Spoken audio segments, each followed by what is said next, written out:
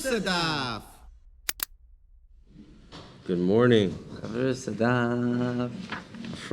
Dreary Friday morning here in North Woodmere. Yeah, it's raining, but it's a little bit warmer. A little warmer. Yeah, like a warm breeze. February 16th, 17th, somewhere there. 2023. We're going to be doing Daf Cafe today of Nazir. Okay. 25th. Wow. Beautiful. Okay, so the Mishnah, we referenced the law above that it says on the bottom of Chotal Alam base, if he had unspecified funds, and let's say he dies, they go for voluntary communal offerings. Right.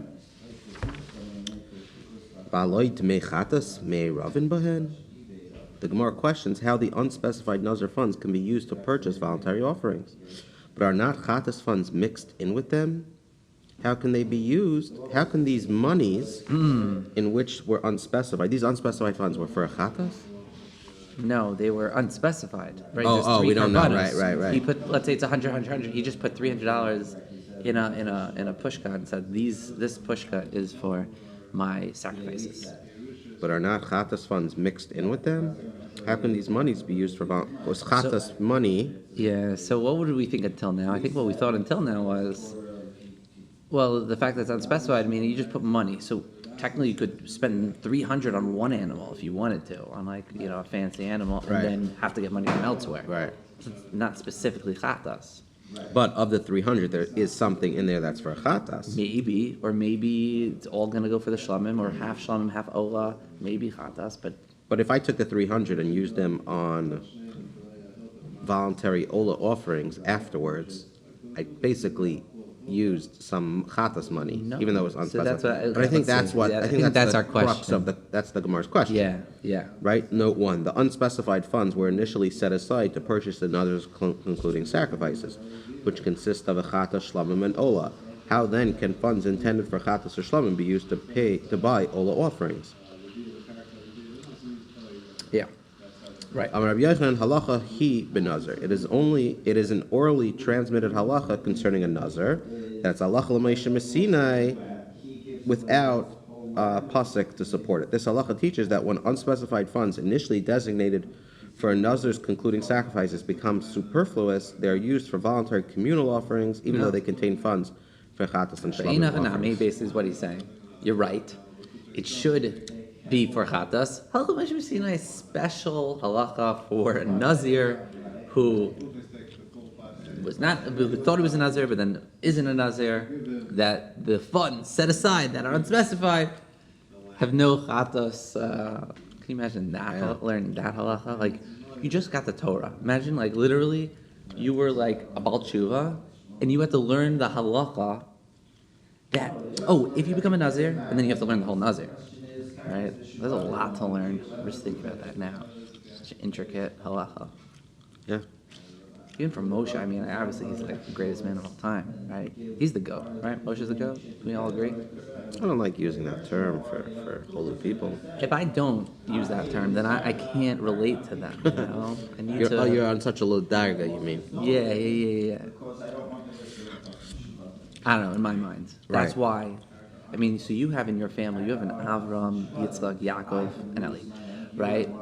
So I think your parents were on the right track where they realized that of us were up to something good, and they wanted to name after. But in my mind, Moshe, which is why I gave my kid a middle name Moshe. I think there is. Yeah, he is the holiest, most special man. I mean, you could argue Avram, right? You could argue Yitzchak, Yaakov, maybe Eliyahu. I think there's a reason why it's Moshe Rabbeinu. He's our Rebbe. It's a Rebbe. Right. The other ones are like Avinu. They're our fathers. Okay. Take that. I think that. Reish Lakish answers the Gemara's question differently. He says, "L'chol nidreim, l'chol nidvaisam." When it says whether any of their vows or any of their voluntary offerings, the Torah Amra Mutter Neder Hilim Dav. The Torah said in verse that the residue of a vow, such as Nazir, should be used for voluntary ola offerings. You're right. You're not supposed to use a chatas, but we have a special pasuk that says anyone of the house of Israel or the proselytes in Israel who offer up his sacrifice, whether it be any of their vows or any of the voluntary offerings which they sacrifice to Hashem as an olah, The following psukim go on to stipulate the required characteristics of a voluntary ola, that it must be male and blemished, and so on. So, Note 4. we do have scriptural support for this. The pasuk doesn't make explicit which vow, which neder it refers to when it teaches that the superfluous funds should be used for voluntary karbanas. Logic dictates that it should not refer to ordinary vows of ola and shlamim. Why should the money remaining from the purchase of these offerings not be used to purchase other such offerings? It makes more sense to say that this law refers to a case of superfluous funds that cannot logically be spent on buying other offerings, such as the remaining specified funds of a Nazir. It makes more sense to say that this halacha refers to superfluous funds Which is that chatas. cannot logically be spent on buying other offerings, such as the remaining. Since the Nazir's sacrificial obligation derives from a vow, these monies fit the pasuk specification of the residue of a vow. Since they contain chatas funds as well, they cannot be used to purchase other offerings of their kind. Pasuk therefore teaches that it should be used for voluntary offerings. Rabbi Yochanan said, it's talking about Shvasina. Rabbi Yochanan is actually saying that it's a deraisa. Right. You could see from the pasuk. Okay. Bishlam Rabbi Yochanan damar lachi ben Nazir am tui lahachi sumin ema farshin lai. Bishlam, according to Rabbi Yochanan, who said it's lachal meish Sinai, then the unspecified funds is about a Nazir. Am tui lahachi sumin ema farshin lai. Then on account of this, unspecified funds do go for voluntary offerings, but specified funds do not. And that was the halacha stated by Moshe at Har Sinai. Right? Unspecified funds. If it was specified, then you can't use it for a voluntary. Yeah. El Reish Lakish, but according to Reish Lakish, L'chol Nidreim L'chol Nidvoisam, but according to Reish Lakish, if the law regarding superfluous Nazir's funds derives from the pasuk, whether any of their vows or any of their voluntary offerings, my Irias Suman Afil Mefayrashin. Why is this only for unspecified funds? It should apply even to specified funds. If we have a pasuk that says whether any of their vows or any of their voluntary offerings, there's nothing in there that says that it's only referring to unspecified funds can be used for an ola and a shlam, and that we take the chatas money. So even take it when it's actually specified. Learn from this pasuk that you can use it for an ola and a voluntary other voluntary offerings. Whoa, wow. Okay. The Gemara explains that the specified funds are excluded from this law elsewhere in the Torah. Amar Rabbi Mefarshin Lei Matzis Amarta. Rabbi said you cannot say that superfluous specified funds should be used for voluntary offerings. Kivar Paskatan Rabbi Yishmael, because that law has already been determined in a brisa of the school of Rabbi Yishmael. Rak Kot Shecha Asher Yu L'cha Unedarecha.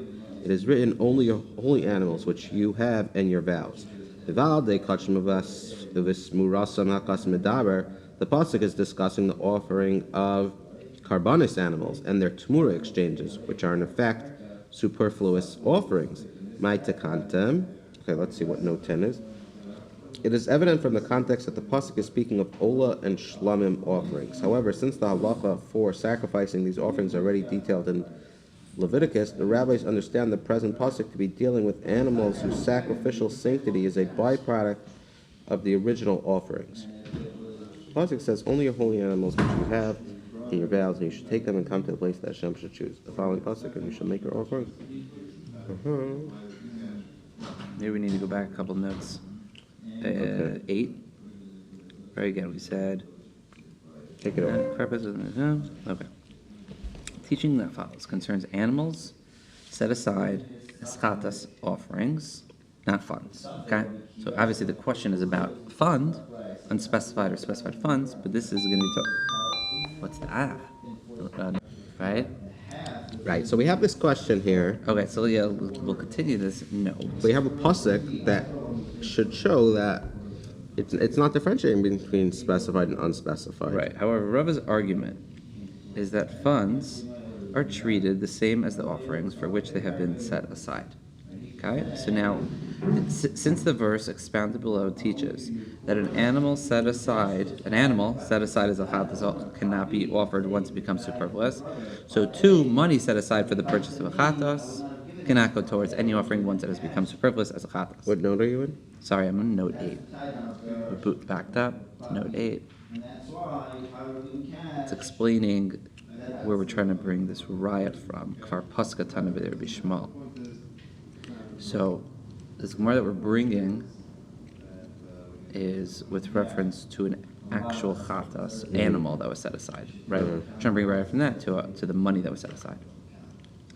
The law of superfluous chatas offerings.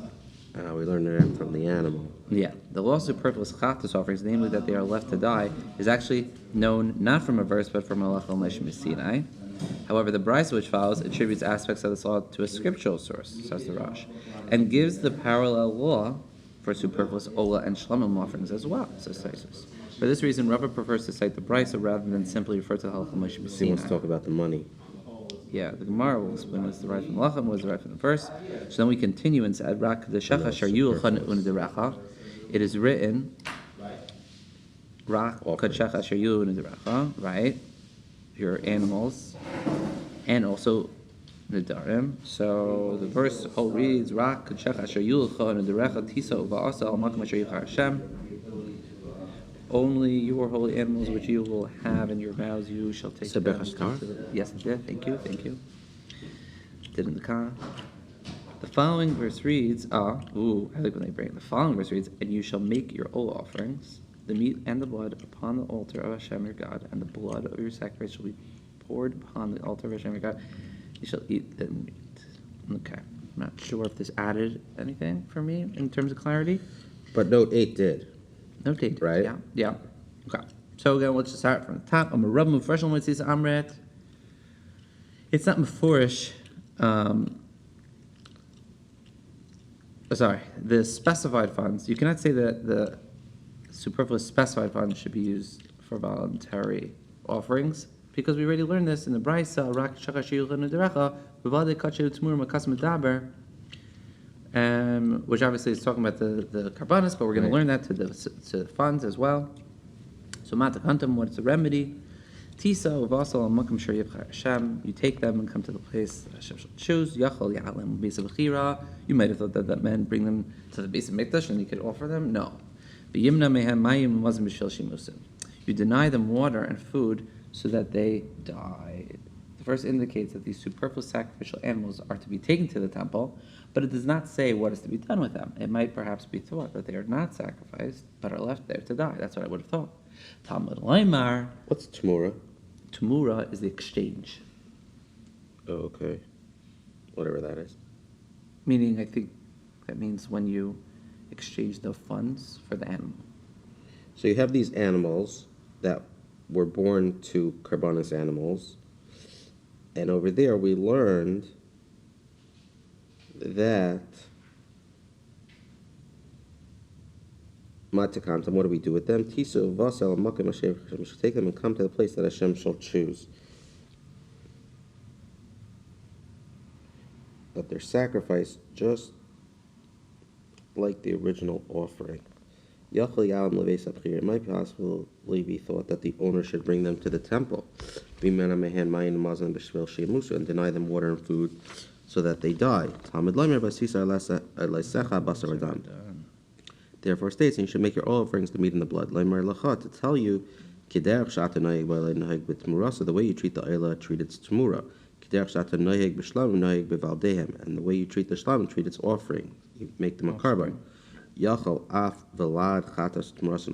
might possibly thought that this is so even for the offspring For chatas and shmura of an asham. Talmud Lamer Rak, it says Rak, only the oil and the shlamim are subject to the rules, not the chatas and the asham. Did Rabbi Shmuel. So this is what was taught in the yeshiva of Rabbi Shmuel, right. And he's talking this out by So we see from this a that carbon. Right. And we see from this that a superfluous chatas is excluded from the sacrifice. Right. And we learn out from the actual carbon that it's excluded, so too the funds allocated for its purchase cannot be used for its offerings. Yeah. And that's why we now know why the pasuk, when Reish Lakish learned it out from a pasuk. Must be talking about unspecified funds. Because specified funds, we already know you cannot use that. For if there was a chatas with specified funds, you can't use that. Correct. Good. Interesting. Beautiful. Sweet. Yeah. The Brisa continues. Rabbi Kiva Omer, Ein it tzarich, it is not necessary to learn from this pasuk that the tzmur of an asham is not sacrificed on the altar. Harei Omer asham hu b'havayasa yehei. It already says in the Torah concerning asham, it is an asham.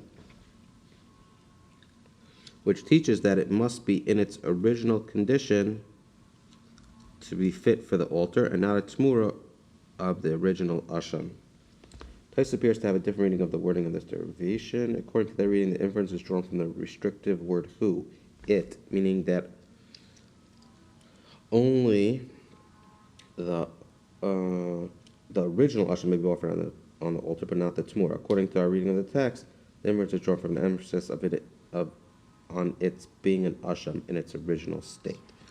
So according to Rabbi Akiva, is he saying that the specified funds that it's just where he learns out. Oh, it's just where he learns out that an asham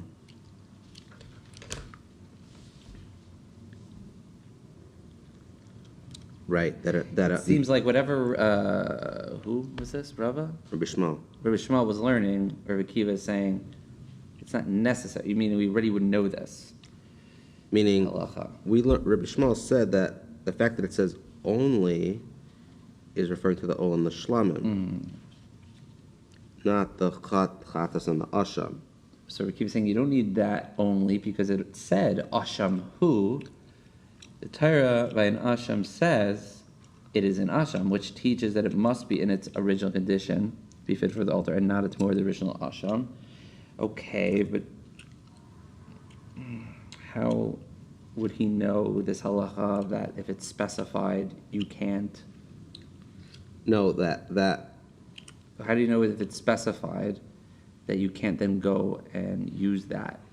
No, that we don't need that pasuk to teach you that a tmura of an asham is not sacrificed on the altar. Like Rabbi Shmuel came and said, I have a pasuk to show me that the tmura of an asham is not sacrificed on the altar, and the tmura of an asham is different because it says the word rak, right? Only the ol and the shlamim, but the chatas and the asham, nah. I don't need that. I already have a pasuk that says asham hu. It is an asham. Okay. So therefore, I see that the asham so is even different. in Rabbi Akiva, it's Right. different, meaning that we're still going to have the same thing. At the end of the day, you Right. cannot use an asham or a chatas. Now asham, we're bringing That it was in 'cause this is specified. that was specified. You may learn it from either the rak or you might learn it from ashamu. Either way, we come out with the same thing. Something that's specified cannot be used if it's superfluous, and therefore funds as by an asham. asham chat the same category because those are things that are obligatory sacrifices. Right. So if it's So you specified, can never bring in a dava. You can't bring an right. asham. Whether you learn it from rak or asham hu, something that is specified. a asham or a chatas that's specified. Again, here he's talking about asham specifically. Cannot be brought. Yeah, that. You cannot say that superfluous specified funds should be used for voluntary offerings, because Rabbi Shmuel learned it out that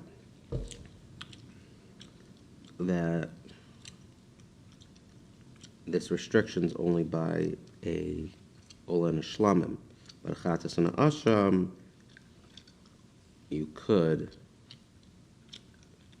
take a carbon unspecified. Hold on. According what Rabbi Shmuel is saying, right, that we learned out from Rabbi Shmuel that superfluous specified funds should be used for voluntary offerings. Oh no, I'm sorry, that you can't say that superfluous specified funds only when it's unspecified. Right. And how do we know that superfluous specified funds should be used for voluntary offerings? We learn out funds from karbanas. And according to Rabbi Shmuel, he learns out that superfluous specified karbanos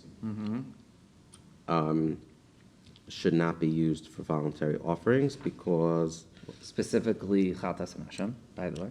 right, ola and shlamim you could, You could. but it excludes. It says only there you could do it, Right. but not the chatas and asham.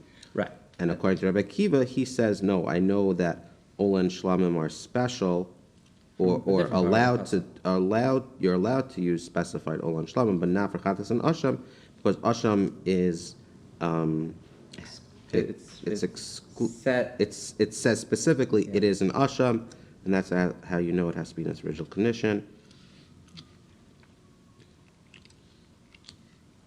And not a tmura of the original asham. That last sentence must be in its original condition for the altar. What does that have to do with specificity?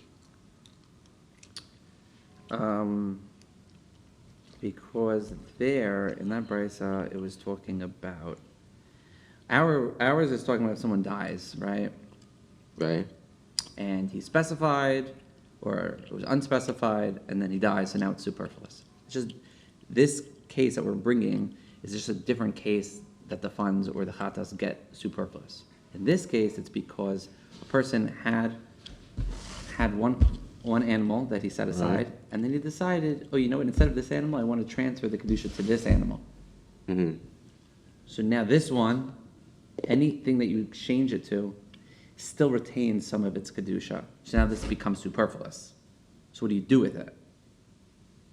So it's slightly different than our Nazir case, but it's just another case where you have a superfluous type of kedusha. Okay, so this superfluous carbon, this kid carbon, cannot be used for voluntary. Yeah. Look at like the 4 lines of note 10. Right after it says rush, the exchanges, right? The exchange or offering of themselves endowed with the same person to the original sacrifice. Because the original also retains the sanctity, these offerings and exchanges are superfluous. Nevertheless, by choosing they offered on the altar. So I'm saying this is the case of a superfluous. Oh, they are offered on the altar when it's a chatas. Sorry, or shlamim or ola. Ola, right. So that's just the Right, okay. dimyan here. Fine. Having cited the brisa to support Rava's argument in defense of Reish Lakish, the Gemara proceeds to elucidate it. Ketani, the brisa above has taught, Yachal yalim u'beis abchira v'imna mehem mayin mazon b'shvil shemasa. It might possibly be thought that the owner should bring them, the offspring of the tmura of Ola or Shlamim offerings, to the temple and deny them water and food so that they will die. Talmud Lemer v'sisai l'secha. Devar states in the next verse, and you shall make your Ola offerings the meat and the blood. Amai, why would I think that these animals are unsuitable for sacrifice and should be destroyed? Havlad chatas udugmir b'misa. It is only the offspring of Tmur v'chatas about which we learn from Lechem machines. Halach l'maish machine must be left to die, not the Tmura and offspring of an Ola and Shlamim. So we said that you would think that for this Ola and Shlamim that it's going to be left to die. What are you talking about? We only learned that by Chatas. We have Allah Moshe Sinai. Ilav Kra, if not for that pasuk which teaches that the Tmur and offspring of Ola and Shlamim offerings are sacrificed on the altar, Havamina Vlad Chatas B'chamakim. I might have said that the offspring of Chatas may be left to die in any place. Whereas the offspring of other sacrificial animals are left to die in the temple. Because it says something about bringing them to the temple. They actually are offered on the altar. So we said that we would have a havamina, that we would, the Ola and the Shlamim offerings, we would leave them to die. Yeah. We only learned it about a chatas. So what does that have mean? No, because you might have thought, because in the pasuk, it's an interesting pasuk. It says, and I think note 1 on that page explains it a bit. Mm-hmm. The verse of only your holy animals and your vows you shall take and come to the place which Hashem shall choose might have been understood to mean that offspring and tamur exchanges of Ola and Shalom offerings are to be taken to the temple, not in order to be sacrificed, but in order to be left to die. This would not conflict with the oral teaching which singles out superfluous chatas offerings to be left to die, since the oral teaching could mean that superfluous chatas offerings are unique in that they may be left to die anywhere, whereas superfluous Ola and Shalom offerings must be brought to the temple to die. So it's basically giving... when it says about a chatas, it just says that it has to be left to die. Anyway. Over there, the reason it's teaching about left to die is because a chatas is left to die, but Ola and Shlamim, for sure, left to die, but it has to be in a very specific place. Right. Comes along, no, they're actually not left to die. That's why we need something to come teach me that they're actually not left to die, but you can bring them as a carbon. Exactly. You bring them as a carbon, Yep. the Ola and the Shlamim. Okay. On the back of Chaf Hey Amid Beis. Ooh, Katani. Okay, we're going to continue talking Go ahead. about the preceding brisa. Katani, we learned just before. Yachal af vlad chatas utmuras asham kain. Might possibly be thought that this is even so for the vlad of a chatas and the tmur of an asham talmud lemer rak. So it says only to exclude the chatas and the asham, that they're different from ol and shlamim. So lemali kra, why do I need a pasa to teach us that the chatas? Hold on, just remind me. It might be possibly that this is so. What is so? Even for the offspring of a chatas. It might be possible that the offspring of a female chatas and the tmur of an asham Also left is to die. also superfluous sacrifice. Perhaps they are also sacrificed on the altar. No, Asham 14. kain. Right. Yeah. Might possibly Right. thought that this is so even for the offspring of a chatas and the tmur of an asham. Yeah, you might have thought that it's like ol and shlamim that You bring it as a you bring it carbon? as a carbon. Talmud or rak, no. Chatanasim, you don't bring it as a carbon. Lamli kra. Why do I need these? Why do I need a pasuk to teach us that you don't bring them as a carbon? Hilchas Gemirla. It's already halacha l'meisha misinai. Vlad chatas l'misa also. Right. What is it? A chatas and an asham are left to die? Yes.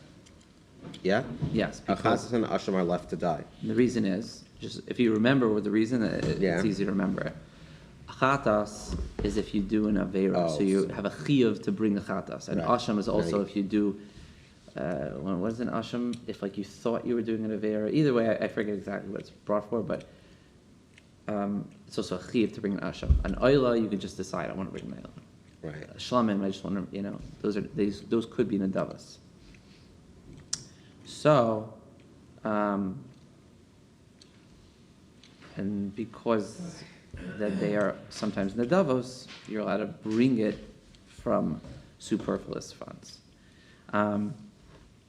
So why do I need the pasuk to teach us that a chatas and asham is not sacrificed if it's superfluous? So Why do I need a pasuk to teach that these animals are not sacrificed? It's halach, the offspring of chatas is left to die. Right. So now it says basically we have this pasuk of rak teaching this us. I thought rock was more. Oh, you're saying that it came to exclude a chatas. Yeah, it's specifically telling us not. But why do we need rak if we have halach l'meisha b'sinai? So Hachanami, you're right. The law that the offspring of a chatas is not sacrificed is not derived from the verse. Kral l'asham hu da'asa. The halach l'meisha b'sinai is about a chatas, and the pasuk is about the asham. Mm-hmm. That you don't bring it as a carbon. Asham na'am hilchas gemirla. No, asham also is halach l'meisha b'sinai that you don't bring that as a carbon if it got superfluous.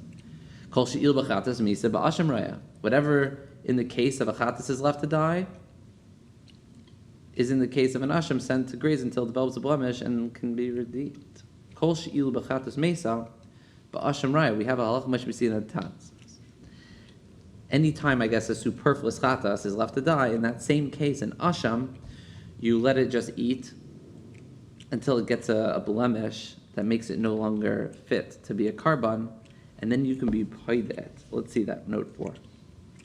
Halacha teaches that in all cases in which a chatas is left to die, an asham in the parallel situation is not sacrificed on the altar. Instead, it is sent out to graze until it develops a blemish. This allows it to be redeemed, and the money from its redemption is used to buy an oila. You can't bring a carbon that has a blemish, but you transfer the kedusha to money. You buy an ola with it that doesn't have a blemish, and you bring it up as an ola. Superfluous asham itself, however, cannot be offered as an ola. One of the 5 cases of a chatas that must be left to die is the tumur of a chatas. Right? And again, we were talking about superfluous. So this is one of the superfluous cases. Accordingly, the tumur of an asham must be put out to graze and may also not be sacrificed. Why then is a special scriptural exclusion needed to teach that the asham is not sacrificed? It's oral tradition. You have the oral tradition. Ella, he may hilchasa. Rather, if we only had the law taught in the oral tradition, hava mina hilchasa, I might have said that this is indeed the law. I might have thought that, fine, let's say this is the Lechem Mishum Sinai, but if he taka went and was makar of it, What, the asham? Yeah, it seems like it. He's not chayav. Morna retracts his previous suggestion that the verse is needed for asham. Rather, it is needed to teach a law regarding both chatas and asham. It could have been argued that although the halacha Moshe Messina mandates that one not bring the superfluous offerings as a chatas or asham, if he did so, he has not violated any biblical precept.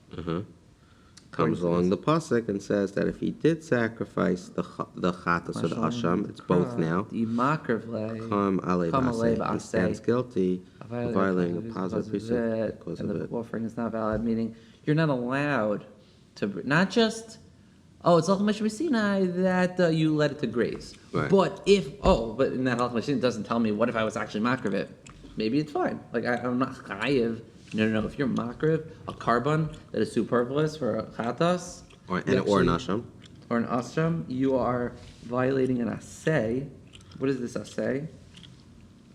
Note 6. Yeah. Only your holy animals and your vows you shall take and come to the place which Hashem shall choose. Because it says only these, right? You should. Is the form of is a mitzvah saseh. Since the pasuk teaches that only the tumur of an ayla and the offspring of shalom are to be offered on the altar.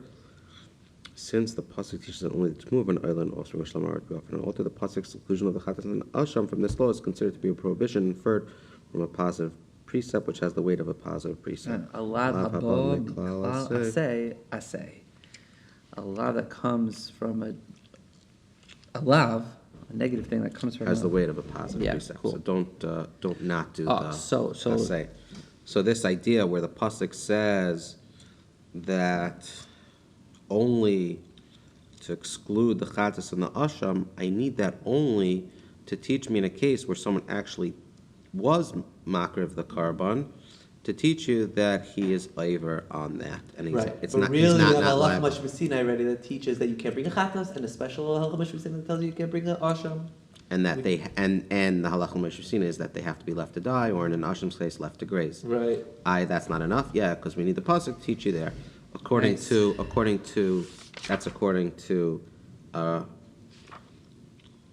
who?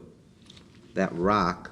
Yeah, it was Reish Lakish. According to Rabbi Akiva, you need the asham who to teach you. I guess it would follow the same. Yeah, but Rabbi Akiva, how does Rabbi Akiva know that a chatas is left to die? That if you're makar of the carbon, because it only says it by asham who. Right, so I think he'll still have to learn rak. I think he uses rak for chatas and ashabu for the asham. Interessant, yeah? Yeah. Oh, well, it looks like we're about to pull in Rabbi Kiva, so let's see. Sorry, We have I didn't a few see. more Didn't see. lines. And We have a few more minutes. perfect. Hashem sets it up that way. Rabbi Kiva Omer Einay Tzarach. It is not necessary to have an exclusion to teach that more than asham is not sacrificed on the altar. Because Harei Omer Asham Hu B'Av Yasa Yehei, we have a special pasuk by asham, which teaches that if it is to be sacrificed, it must be of this condition, a primary asham, not a tzmur. So again, he learns from this pasuk, right? We already said this. He learns from the pasuk of asham hu that's why you can't bring an asham.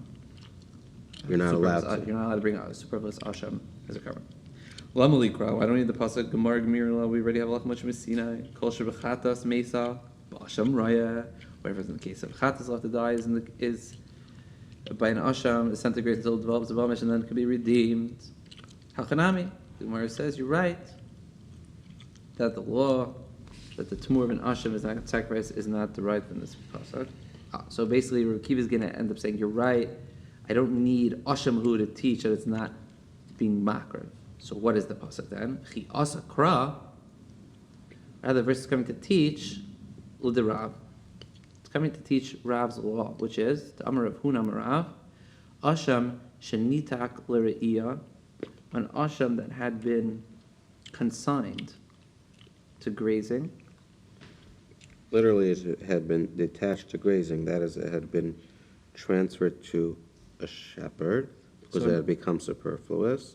I was guessing it because it says because it becomes superfluous. Perfect. And someone then slaughtered it. He's like, oh look, there's something grazing. Let me grab it. Then slaughtered it for the sake of an oila. Kosher. It is valid as an oila. Right. The reason is because it is acceptable as an oila is because it had already been consigned to grazing before it was slaughtered. Halaini teklai, but it had not been consigned to grazing, would not be acceptable as an ayla. Because it still had that like asham superfluous status. Right. You need to send it off to graze. Damar Kra, kra, hu, bavaisi, bavaisi, hey. Meaning, when it's an asham, you're not allowed to do that. But once it's already consigned to grazing, then it's not an asham anymore. and you could, if someone then, like I guess B'diavad went and took it and it was makrivit, it would work as an ayla. Because the pasuk says is an asham, which teaches that it remains in its original condition as long as it had not been consigned to grazing. But now that it's been consigned to grazing, so Allah Mesina, we know that a chatas and a asham are left to die and they're sent to graze. We don't need a pasuk to teach us that they can't be brought as karbanos. So what do you do with the pasuk asham ho? So what do I need Ashamhu? You need Ashamhu to teach you that someone who takes an Asham that was left to graze for the sake of an Ayla, it's actually a good Ayla, because you can only not take it to slaughter for an Ayla when it is an Asham. But if it's not an Asham anymore, then you could. So what does Reish Lakish do with Ashamhu? Maybe he learns. We didn't talk. Maybe about he learns the same thing also now. That's what Ashamhu teaches. Because he learned it from Rak, or Rikiv learned from But Asham Reish Lakish learns the way Rav learned. That's what Ashamhu teaches. That this whole idea of grazing. I mean, I think you're asking the question like we could have asked way earlier, which a lot of times the Gemara does is What does he do with Ashamhu, right? Yeah, like each time. Oh, well, what are they going to do with that pasuk? But you can say Reish Lakish learns that pasuk the way Rav uses it. This whole idea of the Ola, Right. and Why someone not? takes it accidentally. That's not a steer to anything he said. It doesn't seem like it. Right. Okay. I